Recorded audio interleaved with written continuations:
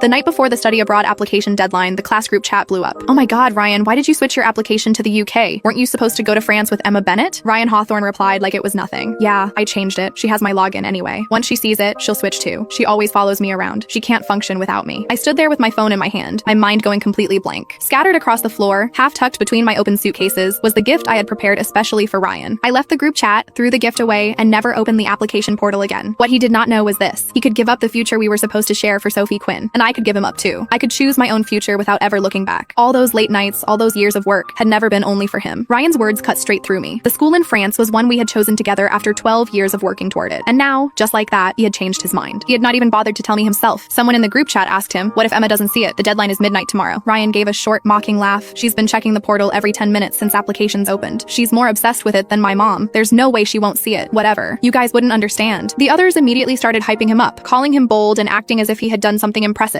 Then someone else asked, "But what if Emma doesn't switch? Isn't the school in France better for her?" Ryan went quiet for a few seconds before answering, his voice suddenly colder. "Bullshit. Emma has separation anxiety. Last time we went one day without seeing each other, she dropped everything and came looking for me. This time, if she doesn't follow me, she won't see me for 3 years. To her, I matter more than any school. She'll choose me. She definitely will." The chat went silent after that. After a long moment, someone spoke up carefully. "Ryan, isn't that kind of unfair to Emma? We all know how hard she worked for this. You should at least tell her." Ryan clicked his tongue impatiently. It took him a while to answer. "Too much trouble. I don't want to deal with it. You all know how Emma gets. If she finds out I changed it because of Sophie, she'll cry until my head explodes. Better not to say anything. Saves me the headache." The group chat came alive again. Fair enough, Emma's great and all, but compared to Sophie, she's still missing something. Ryan really does have girls wrapped around his finger. Their jokes almost crushed me. I wanted so badly to call him, lose my temper, and demand an explanation, but my finger hovered over the screen, and I could not make myself tap his name. In the end, I simply crawled into bed in a daze. I stared at the ceiling as my thoughts slowly scattered. How could someone change so completely? Back when we decided to go to France, the two of us had studied French until we broke down crying in each other's arms, but neither of us had ever thought of quitting. Every time we felt like we could not keep going, we would pull up a picture of the Eiffel Tower and tease each other until we found the strength to continue. The day we received our offers, we laughed and cried at the same time, thinking all the suffering had finally been worth it. But now, when the future we had dreamed about was finally within reach, he had shaken me off and run towards someone else. Honestly, if he had wanted to change his plans, I would not have blamed him. But why couldn't he have told me? In his eyes, was I really that unimportant? If I was such a burden to him, then what was the promise he had made when he proposed to me so carefully that night? Had the hour been too late, the lights too dim, for him to know who was standing in front of him? I wrapped my arms tightly around myself, hid in the dark, and sobbed without holding back. The truth was, I could live without him. I did not have separation anxiety at all. Ever since we were children, whenever he and I chose different schools or different classes, he would become moody for no clear reason. He only calmed down after seeing me, so I had kept walking steadily along my own path while bringing him with me. Ryan was right about one thing. I had always included him in the future I imagined for myself. When it did not harm my own prospects, I was willing to pay the price for loving him. But that did not mean I would keep compromising for him without limits. I closed the application form I had accidentally opened, wiped away my tears, and never opened the portal again.